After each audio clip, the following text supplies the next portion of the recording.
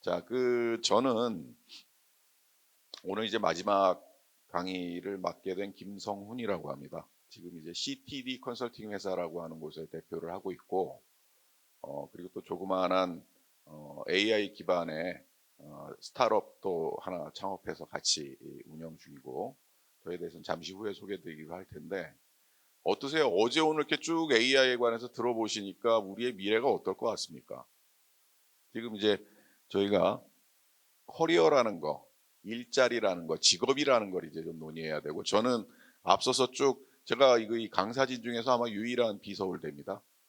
유일한 비서울대고 여러분과 더 훨씬 친근하게 얘기할 수 있고 이해도도 여러분 수준하고 비슷해요. AI가 뭔지 잘 모르겠습니다, 아직. 그런데 그 AI에 대해서 쭉 어려운 공부를 해보셨는데 어때 보이십니까?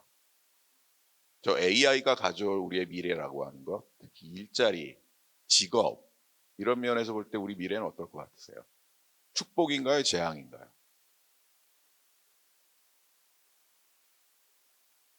여러분 답할 때까지 저도 가만히 있겠습니다. 축복인가요? 재앙인가요? 양면성 가지고 있죠. 자, 근데 여러분들이 부모님이기 때문에 오늘 이제 대상자들이 부모님이라서 지금쯤은 이제 앞에서 약간은 이제 어제 오늘 오전까지 걸쳐서 우리 이상은 부사장 강의는 뭐 제가 볼 때는 엄청난 수강료를 내고 들어야 될 강의입니다. 사실은 어마어마한 공력이 있고 그런데 부모님이기 때문에 제가 좀 신경 쓰고 이 자료 준비할 때 신경 썼던 부분이 있는데 그거는 여러분들이 어쨌든 여러분들 자녀들의 미래를 내비게이터가 돼야 되는 입장이고 아이들은 지금 어리고 학교 공부에 바빠서 세상을 돌아볼 겨를이 없어요. 그렇죠?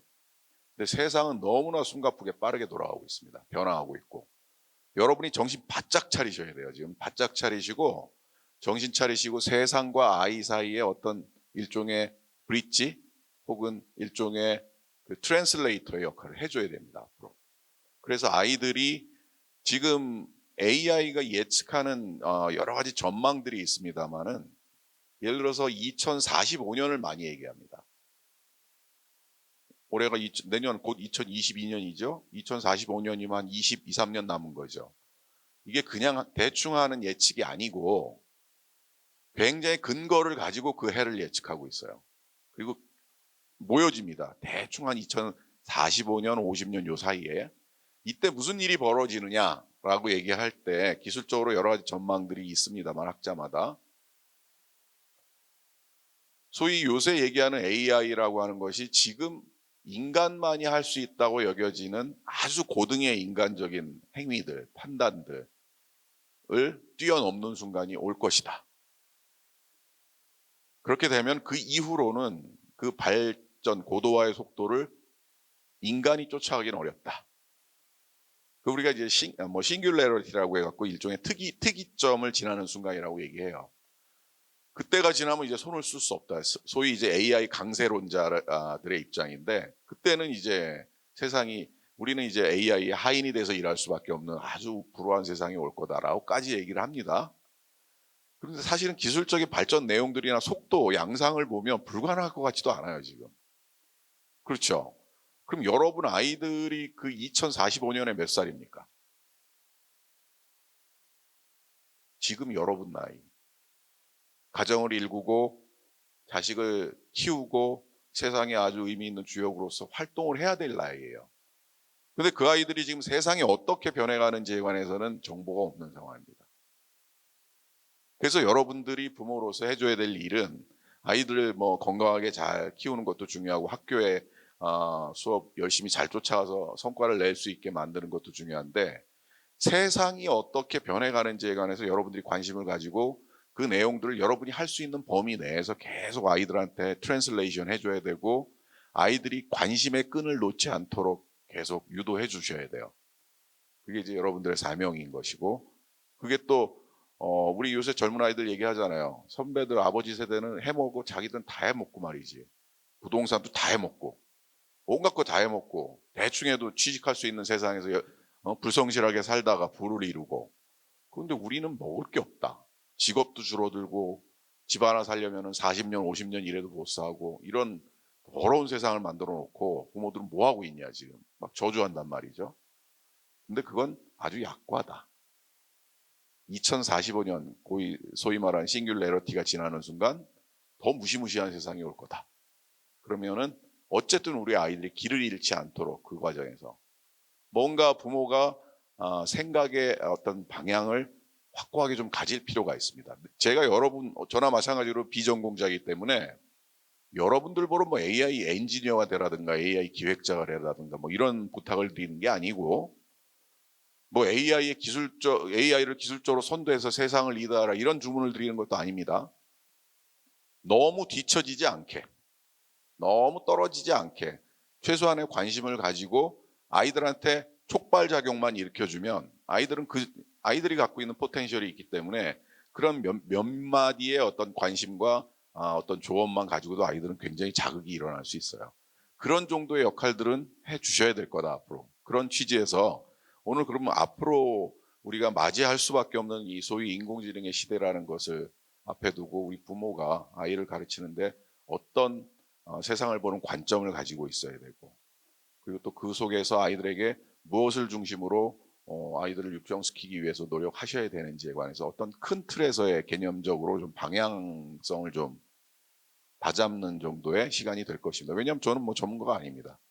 제가 뭐 스타트업도 과거에 2004년에 했다가 망하기도 했습니다만은 시도를 했지만 저는 능력이 좀 아닌 것 같고 지금 전혀 전문가가 아닙니다. 여러분과 똑같은 눈높이에서 다만 저는 다른 게 인문학을 전공했지만 세상 기술적 변화, 세상의 변화에 계속 저는 관심을 가지고 모니터를 하고 있었어요. 그래서 늦게라도 뛰어들었고 뭐 리스크를 감수하면서 이런저런 시도들도 해봤고 실패도 해봤고 근데 여러분 아이들은 저 같은 정도의 관심보다는 좀 더 성공적인 트랙을 관심만 가지는 게 아니라 좀 성과도 낼 수 있는 아이로 좀 자라게 만들려면 저희가 밟았던 저희가 밟았던 시행착오를 밟지 않도록 좀 가이드를 잘 해주실 필요가 있다. 그런 취지에서 오늘 좀 편안하게 얘기를 좀 들으시면 되고 이제까지 뭐 어제부터 굉장히 어려운 거 많이 들으셨잖아요. 머리 아파 죽겠는데 마지막까지 어려우면 되겠습니까? 편안하게 좀 들으시면 될 것 같습니다. 점심시간이 있는 관계로 최대한 좀 컴팩트하게 지나가겠습니다. 일단 제가 강의를 하는 입장에서 이런 주제를 말씀드릴 입장이 되느냐에 대해서는 좀 말씀드려야 될 것 같은데 저는 심리학을 전공했습니다. 요즘 뭐 굉장히 심리학이 뜨는 학문이라서 인문계에서 뭐 커트라인이 1등이다 막 이런 소리 나오는데 저희 때는 이지망학과였어요. 그리고 박사까지 산업심리 및 조직심리학과, 산업 및 조직심리학까지 이제 그 마무리 짓고 입사를 최초로 한 게 컨설팅 회사로 이력을 시작을 했습니다. 그래서 보시다시피 뭐 HR 컨설팅부터 시작을 해서 창업을 했고 또 다른 또 컨설팅 회사의 리더를 하다가 이상한 곳에도 또 한 번 갔어요. 김앤장 법률사무소라는 곳이 중간에 있습니다. 제 바로 전경역인데 아까 우리 그 알파로에서 그 변호사들을 이기는 그 인공지능 보셨죠? 김앤장이라는 곳은 아시아 최고의 권위를 갖고 있습니다. 그리고 그 안에 한 4천 명의 전문가들이 있어요. 변호사만 해도 국내 변호사, 국외 변호사, 외국 변호사까지 해서 한 2천 명 넘습니다. 변리사도 한 200명, 뭐 세무사도 뭐 한 100몇십 명, 그리고 이제 저 같은 전문위원, 자문위원이라고 해가지고 조금 상단에서 프로젝트를 매니지하고 관리하는 역할을 하는 입장들이 좀 있었는데 저는 이제 거기에서 국내 그룹사, 로컬 그룹이죠. 로컬 그룹사들의 어떤 최고 경영자나 임원들의 승진 선발, 그리고 고위 공무원 선발, 이런 것과 관련된 여러 가지 평가 업무들을 많이 한 10년 이상 진행을 했던 것 같습니다. 그 밑에 보면 이제 클라이언트들이 있습니다만은 소위 뭐 굴지의 클라이언트들 많이 경험했죠. 그러면서 제가 최근에도 지난주에도 그 일을 했고 다음 주에도 또 예정된 일 중에 하나가 뭐냐면 요즘 들어서 이 오너들이 이 회장님들이 영감님들이 그 디지털 트랜스포메이션 DX 관련된 실무자급을 넘어서 이제 저한테까지 의뢰가 오면 그건 임원급입니다. 최소한. 이런 분들을 채용하기 위해서 아주 안간힘을 쓰고 있습니다. 그리고 여러분 기사들 보면은 뭐 이 AI 인공지능 관련된 전문가다 하면 뭐 연봉이 1억이다. 이제 AI 시대가 와서 뭐 이 사람들은 뭐 금값이다 뭐 어쩌다 해서 막 얘기 많이 하잖아요. 그런데 전무급 부사장급 전문가를 모시려면 돈이 얼마나 들 것 같으세요? 연봉으로 환산할 때 뭐 미니멈 한 5억부터 시작한다고 보시면 됩니다. 그런데 그것도 부르는 게 값이고 그나마 그걸 주고서도 데리고 올 녀석들이 별로 없어요. 그래서 뭐 여러 명을 이제 인터뷰를 제가 하고 일단 저를 넘어가야 그 다음에 회장님을 최종 면접할 수 있는 거죠. 예, 제가 그래서 이제 그 뭐 그룹사 뭐 제 일하는 그룹사에서는 여러 가지 별명을 갖고 있습니다. 10년 넘게 그 회사에서 일하다 보니까 뭐 현장에 가면 저승사자. 제가 세상 선하게 생겼잖아요. 여러분 보시기에도 저승사자라고 불리기도 하고 뭐 어디선 뭐 최순실의 뭐라 그래야죠 김순실이라고 부르기도 하고 뭐 농담도 많이 합니다만은 그분들이 그런 전문가를 최근에 모실 때 엄청난 비용을 들여서 모시고 있고 뭐 난리가 났습니다 지금. 그야말로 인재 전쟁이에요. 그런데 이분들이 최종적으로 저한테 요구하는 바는 뭐냐면 물론 이제 그분들의 디지털 역량, 소위 말해서 디지털 시대를 이끌어갈 자질을 갖고 있느냐를 평가하기 위해서 별도의 전문가 제가 데리고 들어갑니다. 그분들, 그 교수님들, 뭐 전문가들은 그런 걸 중심으로 보고 최종적으로 제가 이제 결정을 할 때 저한테 요구하는 사항은 뭐냐면은 저 사람이 소통할 수 있고 공감할 수 있느냐, 기존 조직원들이랑. 그리고 리더십을 가지고 있어서 이 변화에 저항하는 여러 사람들을 데리고 함께 갈 수 있느냐. 그리고 동료 임원들하고 함께 일할 수 있느냐. 이런 것들을 봐달라고 하는 거예요. 그걸 통과하면은 그 사람은 사실은 몸값은 부르는 대로 회사가 맞춰줍니다. 거의. 그런데 어마어마한 커리어를 갖고 있어도 그걸 통과 못하면 일단 제껴요. 말씀드리고자 하는 취지는 뭐냐면은 기술 중심의 시대가 왔고 그런 엔지니어링 경력을 가진 사람들이 금값인 시대지만 그래도 여전히 조직이라는 곳 그리고 산업 현장에서 요구하는 사람들에게 제일 필요한 역량은 소통하고 공감하고 그들과 함께 변화를 이끌어갈 수 있는 리더십이다. 너무 뻔한 대답 같지만은 그런 자질을 갖고 있는 사람들이 많이 없습니다, 국내에. 그 굉장히 오늘 이제 그럼 이런 어마어마하게 무서운 시기에서 그 아이들을 어떻게 좀 가르쳐야지. 우리 아가 뭐 그렇다고 수학 천재도 아니고 응용 수학자 어제 하시는 그 우리 강 교수님 말씀도 잠깐 들으셨겠지만 우리가 보기에는 막 눈이 팽팽 돌아가는 공식 놓고 너무 쉽죠, 너무 쉽죠 막 그러시죠. 아, 그런 어떤 그 능력이 없는 누구나 다 그런 능력 가질 수는 없는 거니까. 그럼 나머지 아이들을 어떻게 키워야 되는가? 평범한 우리 아이는 그것도 고민이잖아요. 이 아이가 일할 곳은 없는가 앞으로. 그런 걸 오늘 좀 찾아보고 또 그런 능력을 가진 아이들이 있다면 그런 아이대로 어떤 능력을 더 보강시켜 줘야 될지에 관해 좀 생각을 정리해 보도록 하겠습니다.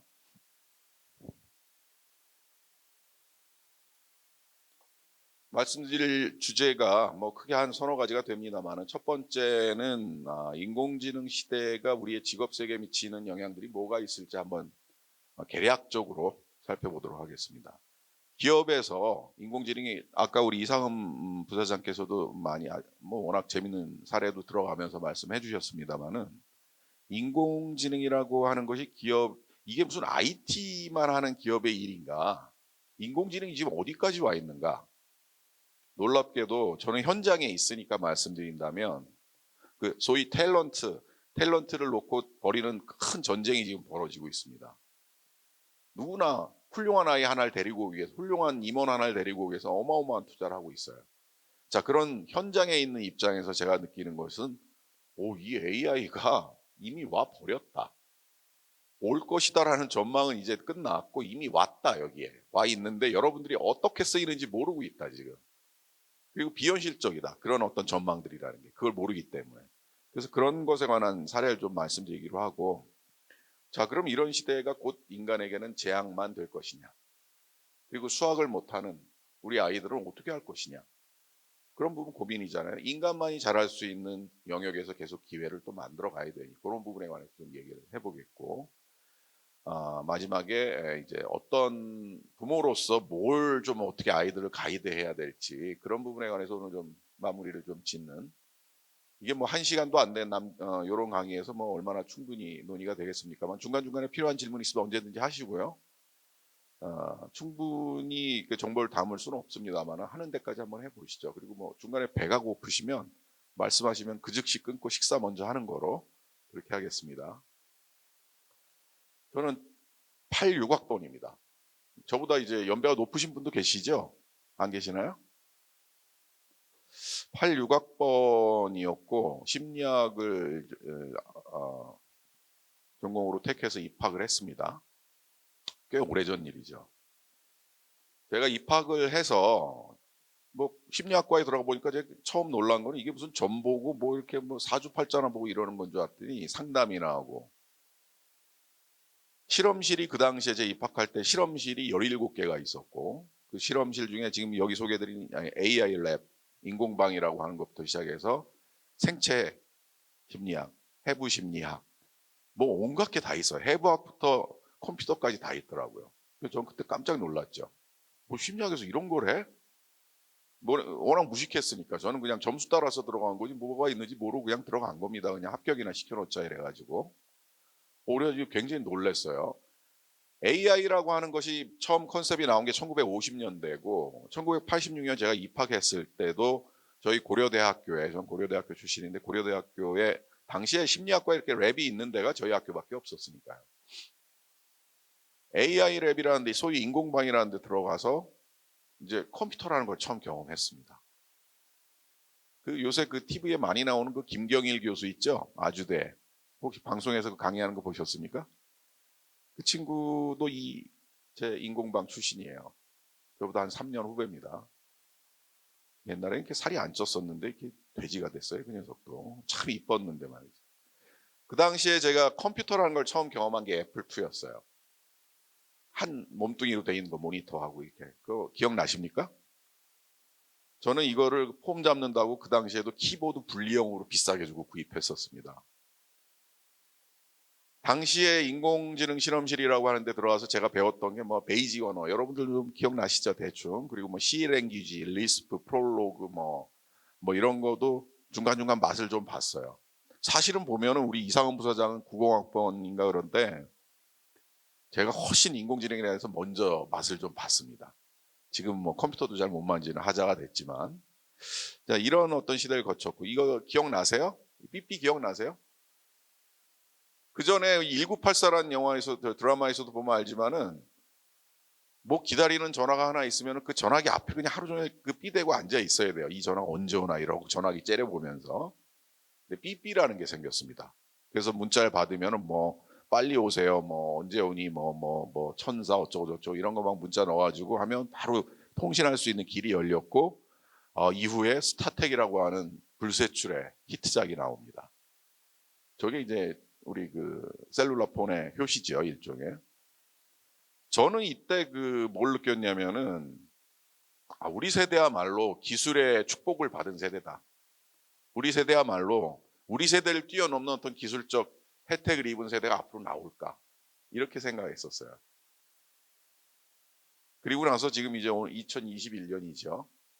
저는 거의 기술적으로 전응화가 돼 있고 그 기술이 얼마나 빨리 발전하는지에 관해서 쳐다보기도 겁날 정도로 어마무시한 속도로 변화하고 있죠.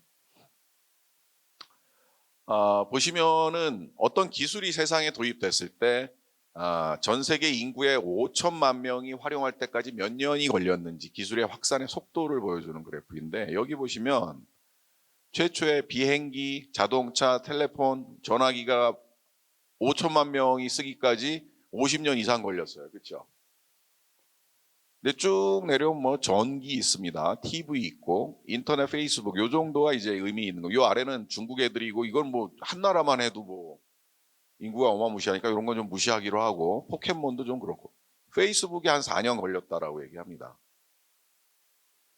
여기에서 이제 인터넷이라는 게 뭐 있겠죠, 어디에. 제가 현장에서 보고 느끼는 점은, 저는 이제 이 세대를 쭉 지나왔었잖아요. 그 기술의 파급력이라는 걸 제가 실로 몸으로 경험을 했었고, 근데 최근 경험하는 AI, 디지털 트랜스포메이션은 인터넷을 단박에 몇 배로 넘어가는 임팩트가 있습니다. 지금. 인터넷이라는 것은 하나의 프로그래밍 언어이고 하나의 비즈니스 모델에 불과해요. 그렇죠? 그리고 어떤 뛰어난 놈이 있으면 그냥 승자독시로 다 먹어버리고 시장을 휘어잡으면 끝입니다. 게임 끝. 근데 AI라고 하는 것은 각 영역별로 세부화된 전문성이 있고 세부화된 어떤 프로덕트가 있고, 그리고 이거는 하나의 비즈니스 모델이라기보다는 범용으로 쓰이는 일종의 소프트웨어 같기도 하고 하드웨어 같기도 하고 이상한 것인데, 어느 순간 이미 우리 세상에 쑥 들어와 버렸습니다. 본격적으로 그 확산이 급해지기 시작한 건 한 2015년 전후로 보는데, 거의 한 5년, 6년 사이에 지금 이게 그 파급된 효과는 과거 인터넷하고 비교가 안 됩니다. 그래서 이게 만들어 놓을 어떤 만들어줄 수 있는 여러 가지 기회들이 직업적인 측면에서는 일종의 기회로 작용할 부분들이 분명히 있는데, 더 큰 크기로는 재앙으로 올 가능성이 훨씬 많습니다. 그럼 우리 아이들이 세상에서 루저가 되지 않게 하려면 남아있는 요 기회가 뭔지를 좀 여러분들이 눈여겨봐야 되겠죠. 그런 쪽으로 한번 답을 찾아보는 시간으로 갖겠습니다. 이세돌 얘기는 계속 나왔으니까, 이세돌 74전인가 78전인가 알파고가 했는데 딱 한 번 졌죠, 이세돌. 이거 정말 역사에 남을 승부입니다. 딱 한 번밖에 안 졌어요. 그걸 우리 이세돌이 해냈다는 거. 조지 버나드 쇼라고 하는 사람이 있죠. 이름은 대충 들어보신 분도 계실 텐데, 이렇게 기술 속도, 확산 속도가 어마무시하게 빠른 세상에서 좀 눈에 박히는 묘비명을 이 사람이 남기고 갔습니다. 이 사람 묘비명에 실제 이런 내용이 써 있어요. 우물쭈물하다 내 이렇게 될 줄 알았다. 이게 이제 버나드 쇼라고 하는 사람의 묘비문에 있는 실제 내용인데, 사실은 어떻게 보면 여러분 한번 잘 생각해 보세요. 여러분의 묘비명에 써도 문제가 없을 겁니다. 물론 저를 포함해서. 즉 예전에는 우물쭈물하다 이제 후회하고 이럴 어떤 느낌의 시간도 좀 있었을지 모르지만, 이제는 정말 우물쭈물하고 정신줄 놓고 있다가는 고기를 잡으러 바다에 뛰어들든지 이런 어떤 몇몇 선택지를 빼고는 할 수 있는 일이 세상에 없어질 수도 있어요. 우리 아이들은 지금보다 더 무서운 세상에 살게 될 겁니다, 앞으로. 자, 긴장을 늦출 새가 없다. 특히 부모는 다시 말씀드리지만 아이 양육에 관해서 1차적인 책임이 있고, 여러분이 전문가이든 아니든 간에 아이가 세상에 끈을 놓지 않도록 뭔가 주의를 붙잡아 둘 수 있도록 아이들한테 뭔가 자극을 주고, 여러분이 알 수 있는 범위 내에서 방향성을 잘 가이드해 줄 역할을 가지고 계신다. 어떻게 보면 여기 오늘 많은 분이 오시지 못했지만 코로나 때문에 굉장히 많은 분이 듣고 이 부분에 대해서 좀 실감을 하고 부모로서 역할을 다시 한번 정립하고 하는 계기가 필요합니다. 요즘 굉장히 필요한데, 여러분들은 일종의 복음을 먼저 좀 듣는 것이다, 이렇게 생각하시면 될 것 같으세요. 아까 말씀드렸습니다. 인터넷하고는 비교가 안 될 크기로 세상을 바꿀 것이다, AI는. 2045년이면 세상이 더 크게 바뀔 거라고 얘기하는데, 이건 근거가 있다라고 말씀드렸죠. 자, 인공지능이 저희 심리학에서 이제 그 뇌신경 심리학도 배웁니다. 해부학도 배우고 뇌를 절편을 해서 어떤 기능을 하는지에 관해서 실험도 많이 하고 하는데, 이렇게 얘기를 합니다. 정확하지는 않습니다만은 인간의 뇌에는 1000억 개의 뉴런이 있고, 그 뉴런 각각에 수천 개의 시냅스가 달려, 시냅스라고 이렇게 신경 전달 물질이 왔다 갔다 하는 이 간극이 있습니다. 여기서 신호를 주고받는 거죠. 그래서 우리 머리에는 약 100조 개가 넘는 시냅스 연결이 존재하고 하루에 수천 개씩 생겼다 없어졌다 합니다. 이게 우리의 머리예요. 이걸 그러니까 기계로 카피하려니 얼마나 어렵겠습니까? 그렇죠? 사실 불가능한 일인 것처럼 보여졌습니다. 구글 브레인이라고 하는 녀석들, 제가 이제 몇 년 전에 2015년인가에 구글하고 애플을 한번 벤치마킹, 삼성에서 의뢰를 해서 두 군데를 벤치마킹 한 적이 있었어요. 제가 그때 구글을 좀 자세히 들여다보고 아주 경악을 했습니다. 제가 맡은 게 구글이었고 제 파트너가 맡은 게 이제 애플이었는데, 제가 구글을 리서치하고서 이제 곧 세상을 구글이 지배하겠구나라는 직관적으로 딱 그런 느낌이 딱 들었어요. 무슨 일을 하는지, 어떻게 사람 관리하는지, 어떻게 투자하고 일들을 해나가는지, 의사결정 어떻게 하는지, 이런 걸 제가 쭉 들여다보고 심지어 노사관리까지, 이제 곧 구글의 세상에 오겠구나라고 짐작이 됐었습니다. 얘네들은 구글 브레인이라는 팀이 있고, 거기에서 현재 약 1조 개의 시냅스를 구현했습니다. 그리고 저게 지금 100조 개라고 여전히 인간의 뇌를 완전히 시뮬레이션 하는데 약 20, 30년이 걸릴 거라고 얘기하고, 저게 딱 2045년, 50년 요때입니다. 그래서 저희 근거가 있는 얘기예요. 그래서 부지런히 하고 있습니다. AI가 얼마나 세상에 임팩트를 끼치고 있는가는 돈이 흐르는 자리를 보면 알아요. 이 그림 뭐 자세히는 안 보이시겠지만은 AI 스타트업의 투자가 얼마나 늘어나고 있는지, 창업 기업의 수, AI 관련 창업이 얼마나 늘어나는지, AI 기술을 요구하는 직무가 얼마나 많아지는지 이런 것들을 보면 제가 이 그림을 보여드리는 취지는 2015년을 전후로 해서 요길 기점으로 해갖고 어마어마하게 다른 패턴의 양상이 나타난다는 거죠. 그래서 AI가 세상에 영향을 주고 지배하는 시대는 앞으로 오는 시대가 아니고 이미 와 있습니다. 여러분들이 모르고 제가 모르고 있었을 뿐이에요. 자, 축복이냐 재앙이냐 갖고 논쟁이 많습니다. 어떤 분은 이렇게 얘기해요. 산업혁명 시대에 방지공장의 기계가 만들어졌는데 그 기계가 만들어졌다고 해서 사람들이 많은 일자리 잃었다 물론. 그렇다고 해서 사람들이 다 실업자 된 거 아니다. 다른 식의 일들이 또 생기지 않았냐라는 긍정적인 전망하는 그 맥락, 그 논리적 구조를 가지고 AI를 설명하는 사람들도 있습니다. 그렇죠? 공감이 일부 되죠.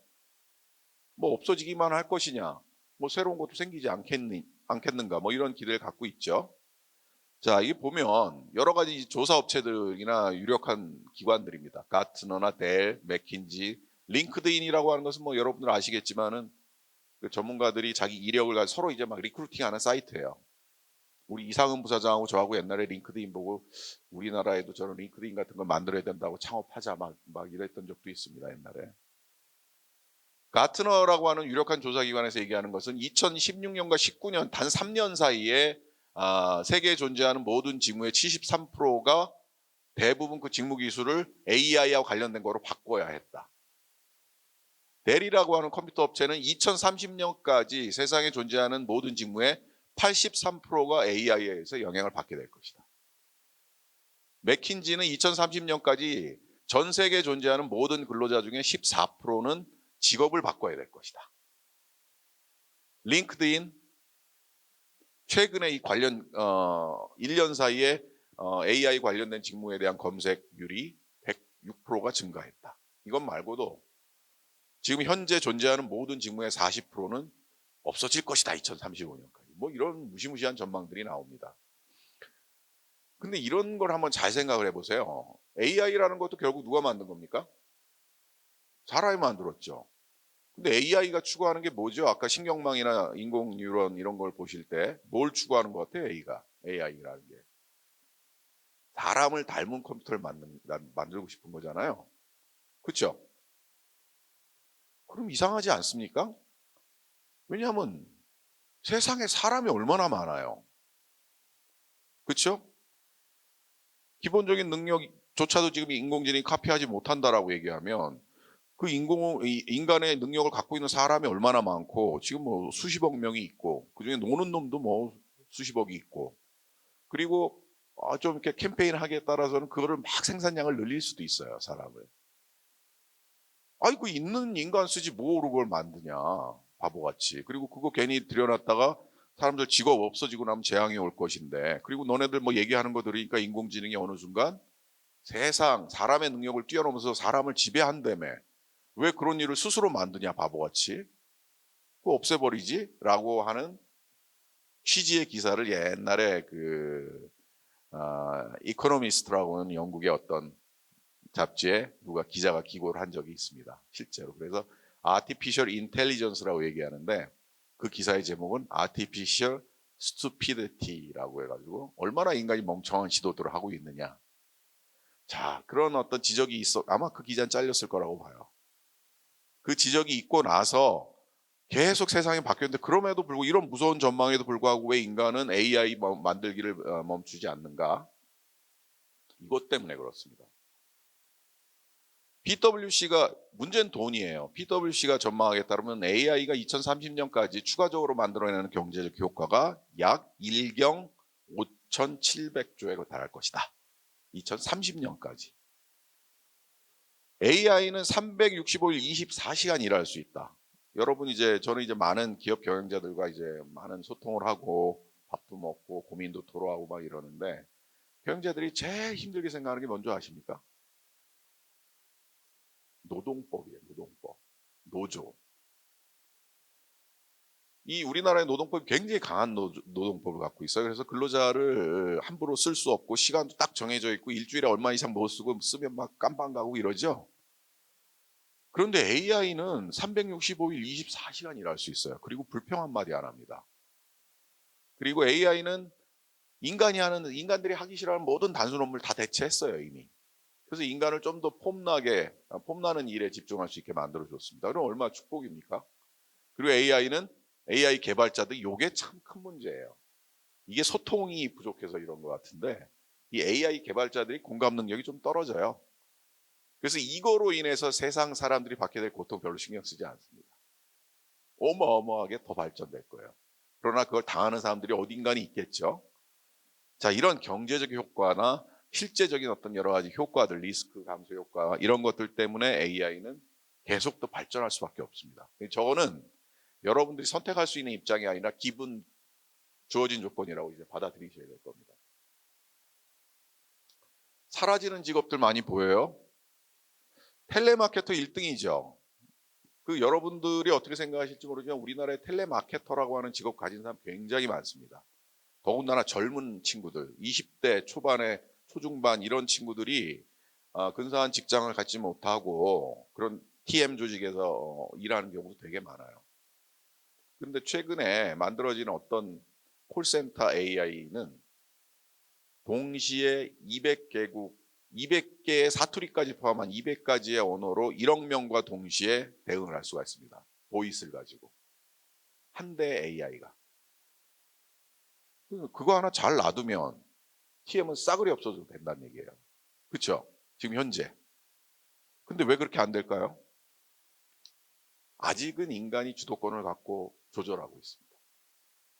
그래서 그런 어마무시한 세상이 기술적으로 불가능한 것이 아니고 인간이 그 속도를 늦추고 있어요, 지금 일부러. 그러면 굉장히 윤리적이고 철학적인 문제하고 관련이 돼 있고 그 속도를 인간 세계가 준비할 수 있을 때까지 그걸 받아들일 수 있을 때까지는 좀 늦추자라고 하는 게 여러 가지 윤리적 논쟁의 테마이기도 합니다. 최근에 저도 공감하는 바가 있어요. 거기에는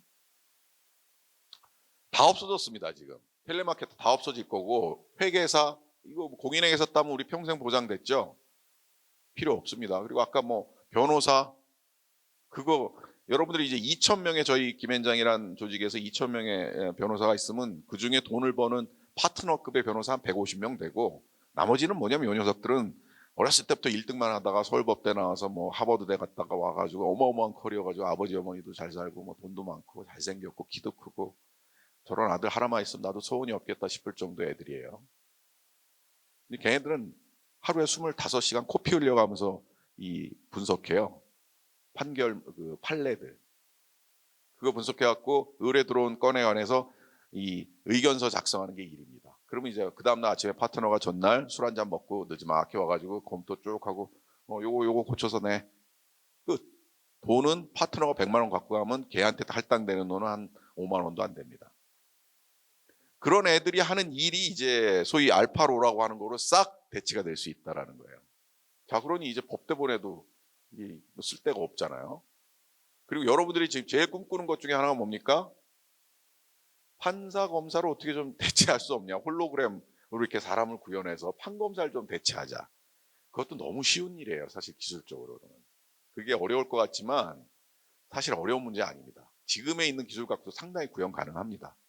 근데 아까 말씀드렸죠. 조절할 뿐이라고. 지금. 왜냐하면 그들이 지금 파워 엘리트이기 때문에 조절하는 겁니다.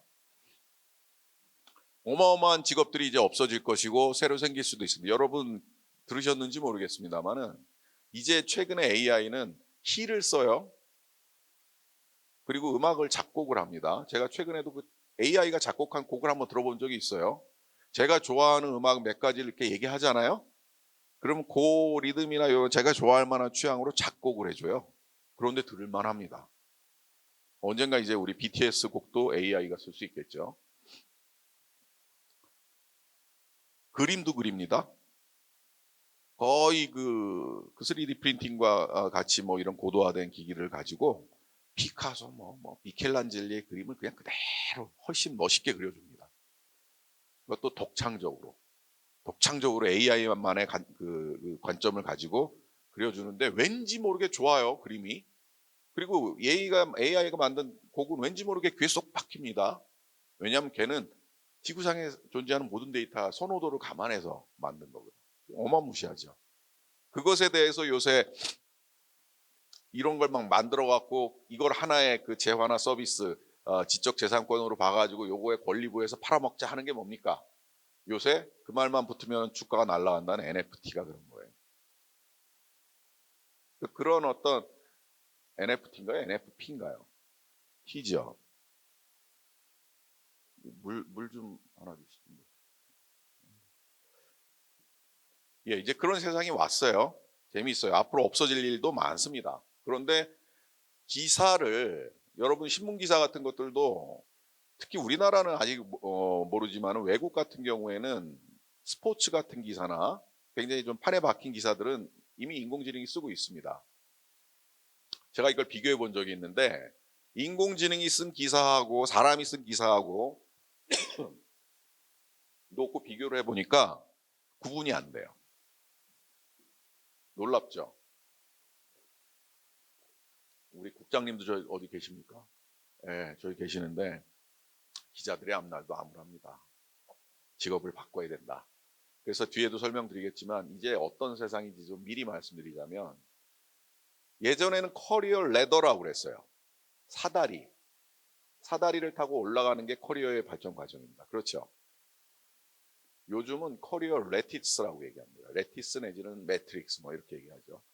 왔다 갔다 좌우로 왔다 갔다 하고 아래로 갔다 위로 갔다 막 이런 이게 뭐냐면은 직업의 전환의 기회를 무지하게 자주 경험하게 될 것이고 그때마다 자기주도적으로 그런 길을 어떤 사회적으로 인정하는 높낮이와 관계없이 자기의 어떤 역량과 흥미에 따라서 계속 바꿔갈 때마다 거기에서 필요한 역량을 학습해야 된다라는 취지에서 레티스 즉 이런 격자 그런 식의 경력이 이제 이루어진다라고 얘기합니다. 즉 이제 아까도 그런 전망이 맥킨지에서 하긴 했지만은 이제 직업을 2030년에 14%라고 얘기하면 앞으로는 더 빠른 속도로 일생의 직업을 최소한 4번, 5번 바꿔야 될 기회가 수밖에 없는 이런 세상이 올 겁니다. 곧.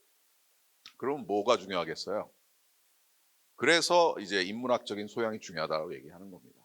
왜냐하면 그런 바뀌는 세상에서 적응하고 살아남는 유연성 그리고 거기서 생기는 여러 가지 스트레스를 견뎌내는 인간적인 끈기, 힘 그리고 새로운 것을 접했을 때 두려워하거나 경외시하지 않고 그들과 소통해서 뭔가 새로운 걸 만들어내고 창조해내는 창의력과 소통하고 공감하는 힘 이런 거는 G 팩터 즉 제너럴 팩터라고 그래가지고 모든 적응력의 바탕을 형성하는 능력이에요.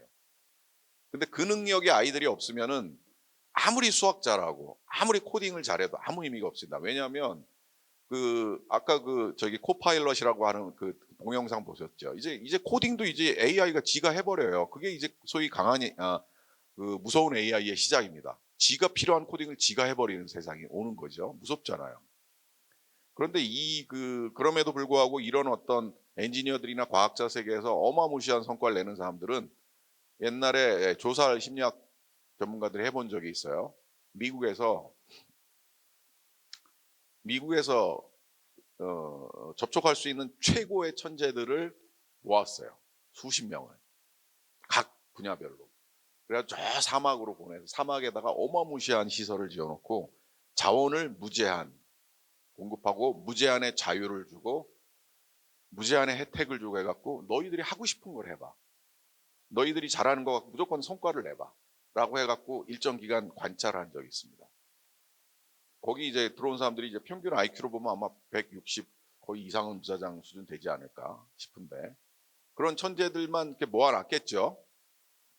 근데 연구가 다 끝나고 누가 가장 큰 성과를 만들어냈는지를 한번 분석을 해보니까 IQ가 제일 높거나 가장 좋은 수학 성적을 갖고 있는 친구들이 아니고 얘기를 잘하고 유머러스하고 사람들하고 소통하는 거 잘하고 그리고 이렇게 막 여기저기 다니면서 막 설레발치면서 막 사람들하고 관계 잘 맺고 요런 연구자들이 가장 어마무시한 성과를 내더라. 즉 그 저변에 있는 G팩터라고 하는 이 인문학적인 소양이라고 하는 것이 그만큼 중요하다. 엔지니어들 세계에서도. 그 말씀을 드리는 거예요. 수학만 잘한다고 되는 게 아니다. 그 교수들 같은 경우에 보면 수학과 교수, 물리학과 교수, 화학과 교수, 심리학과 교수 이렇게 모아놓고 뭐 프로젝트 해보자 이렇게 모아놓잖아요. 외계인입니다. 얘기 안 통해요. 그런 상황에서는 절대로 혁신은 불가능하고 지금 보셨죠? 아까도 그런 얘기 나오지만은 중국하고 미국에 지금 양성되는 AI 인력은 연간 막 10,000명대로 나와요, 사람들이. 우리나라 지금 별로 없어요. 우리나라 이길 수 있는 방법은 시너지를 만들어야 되는데 소통이 안 돼요, 자기들끼리. 서로 외계인의 용어를 씁니다. 돌아버리죠. 암울합니다, 우리나라 사실. 새로 생기는 직업들 잠깐 아까 보셨겠지만 사업 기획 전문가라고 하는 건 대단히 인문학적인 소양을 필요로 합니다. 지금 말씀드린 여러 가지 융복합에 관해서 창의적인 직관적인 아이디어를 낼 수 있는 사람이어야 되는 것이고, 즉 인문학이나 경영학을 전공했으면서 AI나 기술에 대한 이해도가 높은 사람, 그런 사람들이 갑이다 앞으로. 그리고 현장에 대한 경험이 많은 분야 전문가와 알고리즘 전문가 등은 같이 협업을 해서 고차원적인 AI를 이제 디자인하게 되죠. 설계를 하게 되죠. 이런 것 정도만 돼도 폼나는 일이에요. 근데 이렇게 되기 쉽지 않을 겁니다. 여러분 자녀들이 다 이렇게 되리라는 보장 없어요. 밑에는 좀 영어로 써 있어서 근사한 것 같지만 하는 일은 별로 근사하지 않습니다. 블루 칼러라고 하는 게 있습니다. AI 시대에도. 뭐 데이터 라벨러라고 아까 중국 공장 사진 보셨죠? 거기서 막 이게 고양이냐 토끼냐 막 이렇게 라벨링하는 애들. 데이터 수집원 AI 트레이너는 이제 AI 트레이너 같은 것들은 이제 좀 잘 안 보이는 거이긴 한데 AI가 아직은 사람을 공감하고 느낌을 캐치하는 거 이런 거 잘 못하거든요. 그런 걸 계속 가르치는 학습시키는 역할을 하는 이제 블루 컬러. 핑크 컬러는 아직은 사람만 하는 겁니다. 이거는 공감, 소통, 정서 이런 거 관련된 소위 EQ가 높은 사람들이 하는 거죠. 이쪽 일자리는 앞으로 굉장히 커질 겁니다. 자, 그런데 이것도 여러분들이 지금 이게 어떻게 보면 선입견인데 이게 화이트 컬러, 블루 컬러, 핑크 컬러라고 순서가 이렇게 돼 있죠. 왠지 이거 좀 근사한 것 같잖아요. 왠지 내 아이가 이거 한다 그러면 조금 불우해 보이죠. 그렇지 않습니다, 앞으로. 이거에 관해서 이런 고차원의 굉장히 인간적으로 훌륭한 퀄리티를 가지고 요걸 할 수 있는 사람들이 이 사람들보다 훨씬 더 돈을 많이 벌 수도 있어요.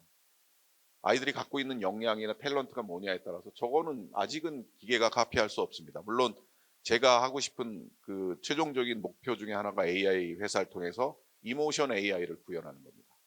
정서를 카피하는 AI. 언젠간 뭐 될지 안 될지 뭐 안 될 가능성이 큽니다. 현재로서. 근데 그걸 한번 해보려고 지금 창업도 했고 하는 거죠. 직업에 관해서 보자면 지금 재앙입니다. 한마디로. 기술로 사라지는 게 예를 들면 이 정도 숫자라고 하면 그 기술로 새로 생성되는 직업은 요거밖에 안 됩니다. 19%만 대체가 가능합니다. 즉 81%는 사라진다. 세상에서. 이 논쟁 때문에 최근 불거지는 화두가 특히 이제 벤처기업의 뭐 유명한 세계적인 부자들 뭐 있죠. 빌 게이츠니 뭐 이런 친구들 뭐 이런 분들이 하는 얘기들이 뭐냐면 그래서 기본소득 얘기하고 하는 이유가 이런 거예요. 왜냐하면 저 어떻게 할 거예요? 저 81% 직업 잃은 애들, 쟤네들 어떻게 할 겁니까? 여러분이 지금 저 입장 아니라고 자신하고 계실지 모르지만 여러분 자식이 어떻게 될지 모르는 거예요. 그거 어떻게 할 거예요, 그거? 직업이 없는데.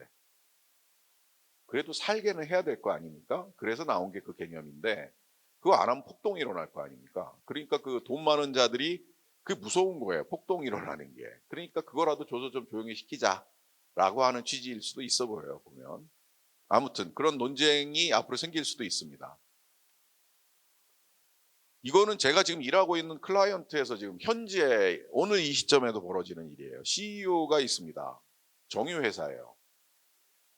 그냥 원유 갖다 태워가지고 뭐 어쩌고저쩌고 끓여가지고 뭐 기름 만들고 가스 만들고 팔아먹고 옛날에는 뭐 땅 짓고 헤엄치는 장사였습니다. 여기는 뭐 공장에 일하는 근로자 평균 연봉이 1억이 넘어요. 그래서 여기 지금 고민들이 많아요. CEO 세상 부러울 거 없는 재벌 3세 재벌 2세인데 이제 그 진단을 받아야 됩니다. 평가 자문단한테 이 사람의 디지털 역량이 어느 정도 되느냐. 그거를 진단받아서 그 다음 포지션을 갈 때 혹은 그 다음에 직급 부회장으로 승진할 때 가만히 돼요. 그래서 이거 막 공부해야 됩니다, 지금. 임원들 말할 필요도 없습니다. 제가 아까 그 전문가 옆에다 붙여놓고 잰다고 그랬잖아요. 회장님이 관심 있는 거는 그래서 그 친구 밤낮 그 리테일에만 있었는데 그거 뭐 좀 아나? 기술적으로? 회장님도 잘 모르실 것 같지만 회장님 공부 어마어마하게 하셔가지고 굉장히 눈높이가 높은데 거기서 제껴지면 일단 끝이에요. 아무리 그 전에 성과가 있었어도. 왜냐하면 앞으로 만들어질 조직과 세상은 그거하고 그거 없으면 안 되니까. 자, 그리고 경영기획실도 뭐 당연히 뭔가 뭐 이런 기획을 하겠죠. A 관련돼서 활용이 되고 있고 생산본부 공장에 가니까 디지털 트윈이라는 게 있어요. 옛날에는 그 원유를 끓이는 탑이 있어요. 그거 굉장히 폭발하면 무섭습니다. 어마어마한 화재가 나고 폭발이 일어나는데 거기를 이제 조작하는데 사람이 들어가서 하기 무섭잖아요. 연습을 해야 되는데 들어가서 연습하기 어렵습니다. 그래서 그거를 똑같이 디지털 트윈이라고 하고 쌍둥이를 만들어 놓고 이 안에서 조작을 시키고 이 안에서 트레이닝 받는 걸 지금 거의 구현 완료했습니다. 사람이 거기 안 가서 이 안에서만 이거 쓰고 들어와갖고 스위치 조작도 할 수 있는 세상이 곧 오는 거죠. 국내 영업. 주유소가 다 바뀌었어요. 이제 주유소가 하나의 생활 거점이 됐습니다. 그런 어떤 상황에서 주유소의 어떤 그 모습은 어떻게 달라져야 되는지 이것도 어마어마한 기술이 지금 들어가고 이 제반의 것들에 이미 AI가 눈앞에 와 있고 지금 적용이 되고 있습니다. 그래서 이게 남의 일이 아니고 IT 회사만의 일이 아니다라는 걸 지금 말씀드리는 거예요. 이미 와 있습니다, 여기에. 지금쯤 한 3, 40분 지나면 졸리실 시간인데 괜찮으신가요? 지금 몇 시인가요? 식사하실 시간, 지났네. 빨리 해야 되겠네. 예. 그래서 지금 이 그 직장 내에 있는 모든 직무, 뭐, IT는 당연한 것이고, 마케팅이나 HR, 이런 데까지도 지금 AI라고 하는 것이 이렇게 지금 현재 시점에서 도입되고 있습니다. 이미 와 있다는 거죠. 유망한 직업 관련해서 아까 얘기했으니까 뭐 가볍게 넘어가기로 하겠고, 이것도 아까 좀 본 장표였습니다. 여기서 이제 보시면, 사람만 잘할 수 있는 이게 이제 위에 있는 거는 이제 그 직업 세계에서 사람이 하는 활동들, 주요 기능들입니다.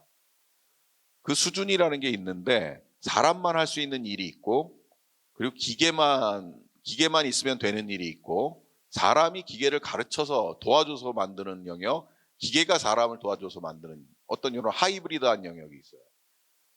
이제 우리 사람들은 이제 요걸 이제 믿을 어떤 단계에 있어서 협업의 모습이 뭐가 될지가 이제 여기가 고민인 건데 요거는 당분간 AI가 카피하기 어렵겠죠. 여기가 바로 이제 기획, 공감, 소통 이런 인간적인 특성, 창의 가지고 만들어지는 영역입니다.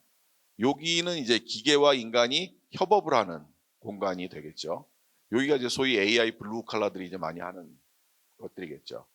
그래서 이런 어떤 사회에서 현장에서 벌어지는 기능들, 역할들이라고 하는 것들이 인간이냐 혹은 기계냐에 따라서 서로 잘할 수 있는 게 뭔지에 따라서 앞으로 이제 좀 가름마가 생길 것인데 결과는 뭐냐면 쉽게 말씀드리면 향후에는 철저하게 직업의 양극화가 일어날 것이다.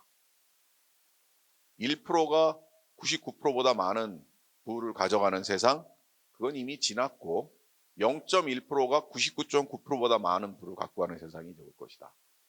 왜냐하면 그게 다 기술의 힘이라는 거죠. 그래서 기술에 관해서 내 아이가 수학을 잘못해서 문과를 갔다. 그게 끝이 아니고 내 아이가 수학을 잘 못해서 문과를 갔더라도 기술이 만드는 변화에 대해서 계속 주목하고 있으면 그거를 선도하지는 못해도 쫓아갈 수는 있습니다.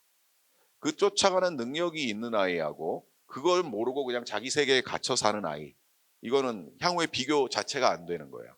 이과 마찬가지예요. 우리 아이가 수학 올림피아드에서 뭐 은상 받았다 뭐 자랑하는 내 친구 아들도 있습니다만은 그거 자랑할 일 아니에요.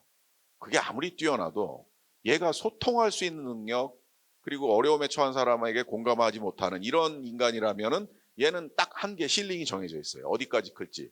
AI 블루 칼라가 탑입니다. 실링이에요.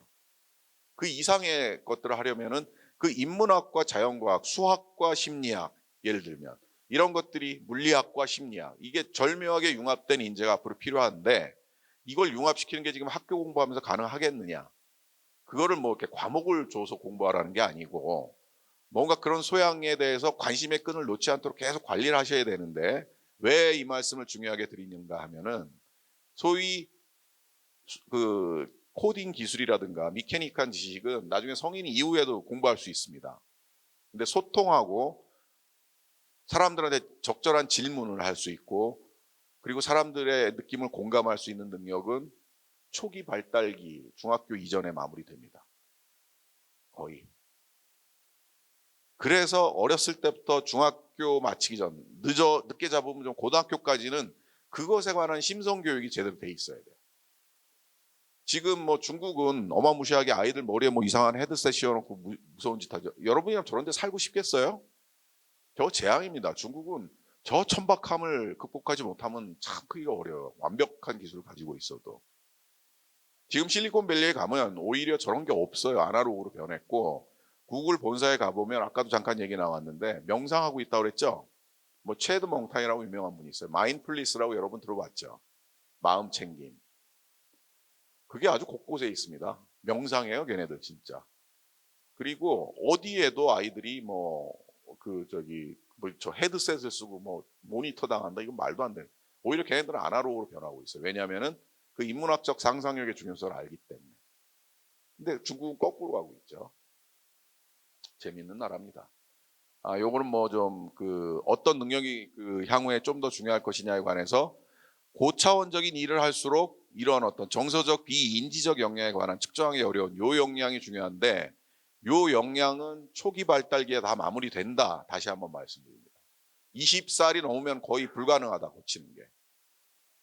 그래서 초기 교육을 신경 써야 된다는 게 아이들이 학과 공부하고 수학 잘하는 것도 중요한데 아이들하고 같이 어울려서 대화할 수 있고 아이들하고 다투면서 조율하고 협상할 수 있고 그리고 자기가 어렵고 힘든 거를 아주 정확하게 표현할 수 있고 요새 아이들 이 질문하는 능력 보면요. 아까 문해력 얘기도 나왔습니다만은 상상을 초월합니다. 제가 볼 때 우리나라 아이하고 미국 아이들하고 가장 큰 차이는 뭐냐면 기본 탤런트나 이 IQ는 우리가 높아요. 전 세계에서 IQ가 가장 좋은 민족입니다. 실제로. 그런데 교육기관에서 교육을 받으면서 아이들이 처져요. 왜냐하면은 질문하고 대화하고 이런 능력이 엄청 떨어집니다. 직장에 들어오는 신입사원들 뭐 한참 얘기한다면 뭐 질문할 거 없어? 그러면 바로 땅 쳐다보고 있어요. 그리고 뭐 이런 워크샵 같은 거 하잖아요. 자, 강사가 질문할 거 있으세요? 한번 손 들고 말씀해 보시죠 하면은 전부 다 일제히 다른 데 보고 있습니다. 그리고 딱 지적을 당하잖아요. 얼굴이 벌게져갖고 버버버거리는데 무슨 질문하는지 몰라요. 생각을 정리하지도 못하고 그거를 주어, 동사, 목적어에 맞춰서 문법에 맞춰서 표현하지도 못하고 자기가 그 얘기를 바보같이 들릴 수도 있지만 다른 사람이 보기에 그거를 용기를 가지고 질문하는 이런 연습이 전혀 안 돼 있습니다. 이런 게 없이 수학 경시대에서 1등하는 거는 절대로 스탠퍼드 못 들어갑니다. 왜냐하면 걔네들은 그걸 보질 않거든요. 질문하는 걸 보기 때문에. 그래서 그런 부분에 훈련을 시켜줘야 되는 거죠. 앞으로. 그 관련된 얘기가 좀 나오는데 뭐 이거는 뭐 시쳇말로 뭐 요새 필요한 역량이 뭐냐라고 얘기할 때 아까 말씀드린 뭐 소통과 콜라보레이션 이거는 소통과 협업 공감에 관한 것이고 이거는 크리에이티비티 뭐 뻔한 거죠. 이 참 재미난 그래프예요. 지금 실제로 데이터를 가지고 조사한 건데 최근으로 들어오면서 직업에서 요구되는 업무 종류별로 시간 소요가 어떻게 되는지를 보니까 이 두 개, 비정형적 분석 작업, 비정형적 대인관계 작업. 요것의 비중은 갈수록 높아지는데 나머지는 다 떨어지고 있습니다. 즉 비정형성, 분석, 직관, 그리고 대인 관련된 작업의 속성만이 앞으로 작업의 주요 내용으로 남고 나머지는 다 없어질 거다. 기계가 대시할 거다라는 거죠. 그러니까 직업 자체가 생기고 없어지고 하는 관점으로 세상을 보시면 안 되고 A라는 직업의 속성이 A, B, C 1, 2, 3, 4, 5, 6, 7, 8, 9에서 2, 3, 7로 바뀐다라는 거예요. 그리고 플러스 17 뭐 이런 거로. 직업의 그 액티비티가 내용이 바뀌는 거지 직업이 없어지고 다시 이런 문제보다는 오히려 신경 써야 될 거는 그 안에 있는 내용이 바뀌는 겁니다. HR적인 입장에서 이거는 실제 SHL이라고 하는 세계적인 컨설팅 회사가 있습니다. 굉장히 그 엄밀하게 조사를 해가지고 보니까 요새 아이들이 이게 부족하더라. 자, 이게 부족한데 굉장히 고민스러운 점은 이거야말로 AI 시대에 가장 중요하게 여겨지는 역량들인데 저게 부족합니다. 지금 보면 학습과 창의 혁신이다. 그 자동화 세상이 되고 이런 세상에 오면 올수록 앞으로 소프트 스킬이라고 하는 게 더 중요해지는데 쭉 조사를 해보니 저 능력이 갈수록 떨어진다. 아이들이. 두 번째, 강인성. 이건 여러분들 실감하죠? 여러분 클 때하고 요새 아이들이 그 정서적 강인함의 차이가 있죠. 협력과 소통. 가족하고 어머니, 아버지, 형제하고 밥을 먹을 때도 휴대폰을 쳐다보고 있죠. 소통과 협력이 됩니까? 하물며 친구들, 처음 보는 사람들하고 있을 땐 소통이 되겠습니까? 자, 그것이 계속 경험이 쌓이고 그게 신경망 속에서 굉장히 강하게 링크, 커넥티비티가 생기지 않으면 그거 관련된 여러 영향이 덩달아 안 나와요. 뭐냐면 소통, 공감 등과 관련된 신경망의 활성화 회로라는 것이 거의 창의나 혁신하고도 맞물려 있어요, 지금. 그러니까 소통 안 되는 아이는 창의도 어렵다라는 거예요, 앞으로는. 그렇죠? 그런 취지에서 이해하셔야 됩니다.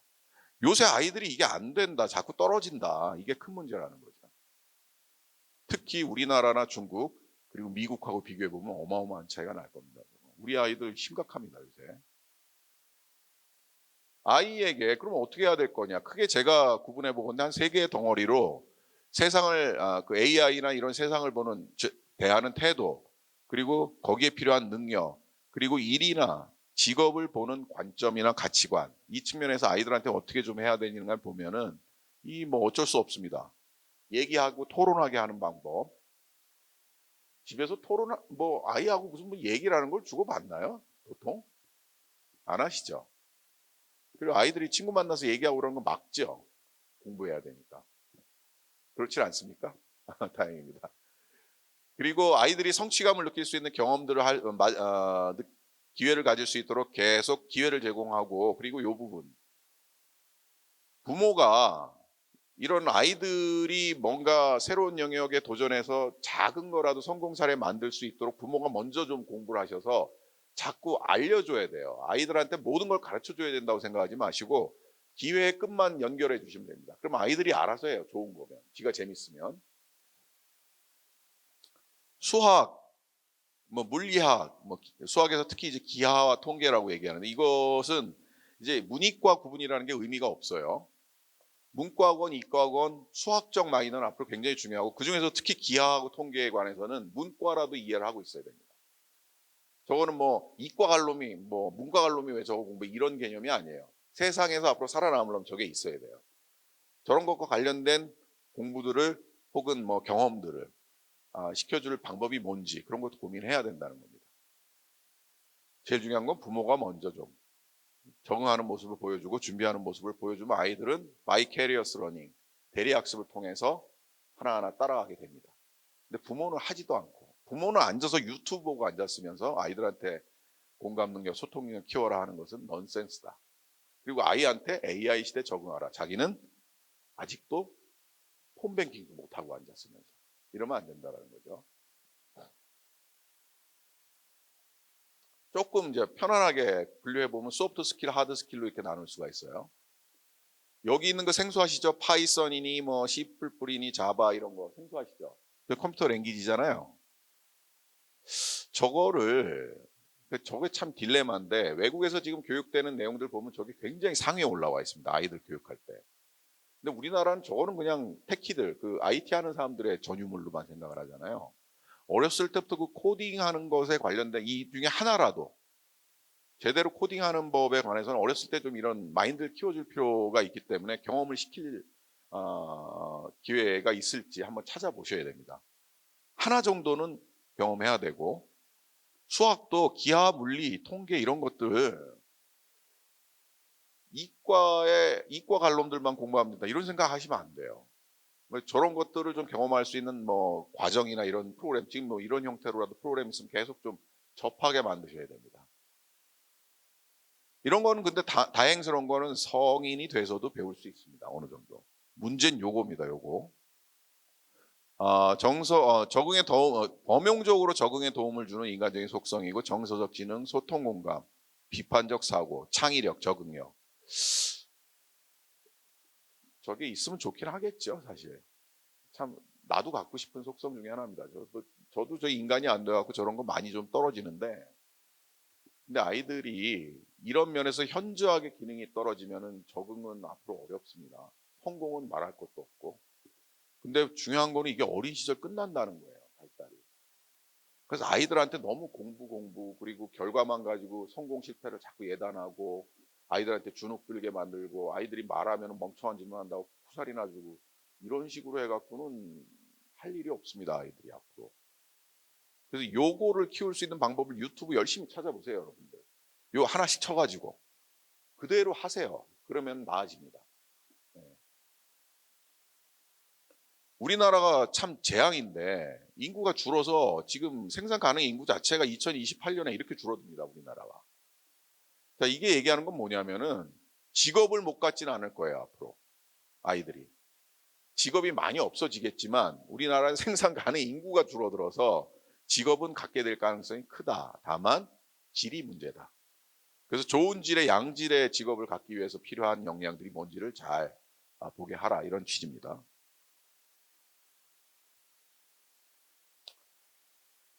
부모님들 직업 바꾸실 분은 뭐 없으실 것 같긴 한데 여러분들 그렇죠?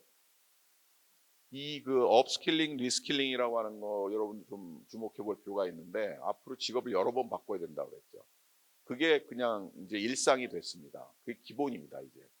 그러면은 기존에 배웠던 거를 지우고 새로운 걸 계속 학습하는 그 적응력과 유연성이 필요합니다, 앞으로. 그걸 이제 업스킬링, 리스킬링이라고 얘기합니다. 계속 바뀌기 때문에 세상이 요구하는 스킬이 계속 배워야 된다는 거죠. 그래서 뭐 이 나이에 뭐 공부를 하냐 이런 마인드는 완전 꼰대 마인드고 그 생각 갖고는 앞으로 우리도 적응하기가 어려워요. 근데 아이들은 말할 필요도 없다. 요거 좀 주의 깊게 보십시오.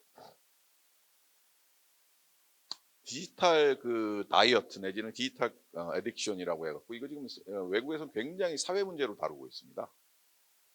저거를 디지털 다이어트를 위한 프로그램이나 교육 과정이 따로 있을 정도예요. 그리고 도와주는 여러 가지 애플리케이션도 있고.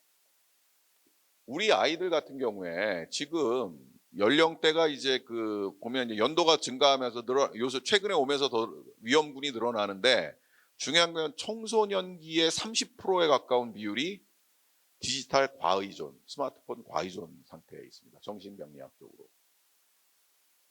자, 이거는 지금 이제 뭐 이런 거죠. 무슨 유튜브, 넷플릭스, 뭐 카카오, 인스타 뭐 온갖 애들이 이거 들고 살잖아요. 디지털 그 정보의 홍수지요. 근데 우리의 뇌는 처리 용량은 늘어나지 않았어요. 그대로입니다. 그럼 저런 것들에 막 주의를 뺏기고 용량을 뺏기고 하면은 다른 거 할 일이 없어집니다. 그리고 아이들이 잠시도 견디질 못해요. 지루한 거를. 지루한 걸 견디지 못하고 멈춤이 없는 아이들은 직관적 사고력을 키울 수가 없습니다. 한마디로. 웃기는 얘기가 뭐냐면은 그 빌 게이츠의 딸, 스티브 잡스의 딸, 그 인간들이 자기 딸한테는 스마트폰을 안 줬어요. 이거를 지들이 이미 그 무서움을 안 거죠. 성인이 되고 난 다음에 쓰게 했다는 거죠.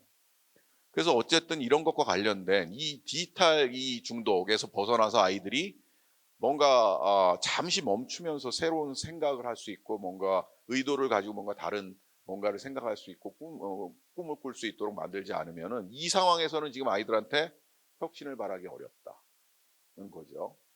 남들이 다 이렇게 하니까 우리 아이도 어쩔 수 없는 거라는 소리는 뭐 할 필요 없습니다. 뭐 그럼 남들처럼 살면 되는 거고. 근데 내 아이들을 훌륭하게 키우고 싶다면 이것부터 끊으셔야 돼요. 자랑스럽게도 제 늦둥이 막내 아들이 이제 고3인데 늦둥이입니다. 큰 놈은 벌써 뭐 취직 취업해 있고 군대 갔다 와서 엊그제 고3이 곧 된다고 자기 스마트폰을 연필로 다 찍어버렸습니다. 다 찍어갖고 아빠가 하니까 딱 보여주면서 폭력적이죠. 좀 제가 좀 애를 잘못 키워가지고 좀 폭력적이긴 한데 딱 보여주라고 이제 안 한다고. 이제 스스로 지도 아는 거예요. 못 끊지만 지도 이것 때문에 못 한다는 걸 아는 겁니다. 이거를 관리해주지 않으면은 아이들한테 혁신, 창의력을 기대하기 어렵다. 그리고 소통 불가능하다는 거죠. 아이들이 뭐 디지털 디바이스만 갖고만 소통해가지고서는 현실에 가면은 완전히 젬병이 됩니다. 디지털 속에서는 얘는 거의 무사해요. 얘는 뭐 거의 기자를 능가하는 이 필력을 가지고 순발력을 가지고 디지털 세계에서는 난리 납니다. 거의 뭐 지존입니다. 딱 현장에 나와서 사람 하나 앞에 놓는 순간 젬병이가 돼요. 아무 말도 못해요. 그거는 안 된다. 여기서 벗어나게 해라. 이런 취지입니다. 아까 말씀드린 디지털 스투피드티에 관한 얘기예요. 이렇게 디지털이 위험하다, 아티피셜 인텔리전스가 멍청한 일이다라고 주장을 했던 경험이 있는데, 사실은 저는 결론은 이렇게 보고 싶은 거죠. 러다이트라고 하는 게 이제 1811년에 러다이트 운동 들어보셨죠? 저게 기계가 방직 공장에 도입이 되면서 전 직원의 98%가 일이 없어졌습니다. 실업자가 된 거죠. 무서워서 제너럴 러드라고 하는 그 대장 놈이 하나 나와가지고 기계를 부수르기 시작했어요. 이것들 때문에 우리가 실업자가 된다. 물론 러다이트 운동이 지난 이후에 새로운 직업들이 많이 생겨서 다 흡수가 되긴 했습니다. 그건 AI하고 달라요. AI는 다시 흡수되지 않습니다. 근데 이때는 흡수됐어요. 그래서 뭐 어쨌든 얘는 결국 사형 집행을 당하고, 그렇죠? 이 이후로 다행스러운 건 단체 교섭이라는 게 좀 생기기 시작했습니다. 결론은 인공지능이라고 하는 게 어차피 불가피하다라고 하는 거예요. 이런 식의 러다이트 21세기 러다이트 운동은 앞으로 의미 없다. 받아들여야 된다. 그 다음에 협업할 방안을 찾아야 된다. 인공지능과 협업할 방안을 찾아야 되고, 이걸 재앙으로 보는 관점도 좀 지향해야 된다. 그 다음에 기계가 못하는 것, 기계를 더 고도화시키고 인간스럽게 만드는 일에 더 집중할 수 있게 해야 된다. 그리고 그 1차적인 아이들을 그렇게 키우는 책임은 부모님들한테 있다. 공교육은 항상 래깅 되기 때문에 항상 뒤처집니다. 근데 그 래깅 되는 타이밍에 인생은 결정된다. 이렇게 보시면 되겠어요. 그래서 그걸 놓치지 말고 부모가 매일같이 관심을 가지고 해야 되는데 먼저 공부하시고, 공부 안 하고는 안 됩니다. 뭐 요 정도 식사 시간이 됐으니까 좀 부랴부랴 마치겠습니다. 이렇게 해서 제 발표는 끝내기로 하겠고요. 질문 없으시죠? 질문하기를 못 하잖아요, 우리 부모님들부터. 질문 혹시 있으신가요? 없으면 식사하러 가시죠. 수고 많으셨습니다.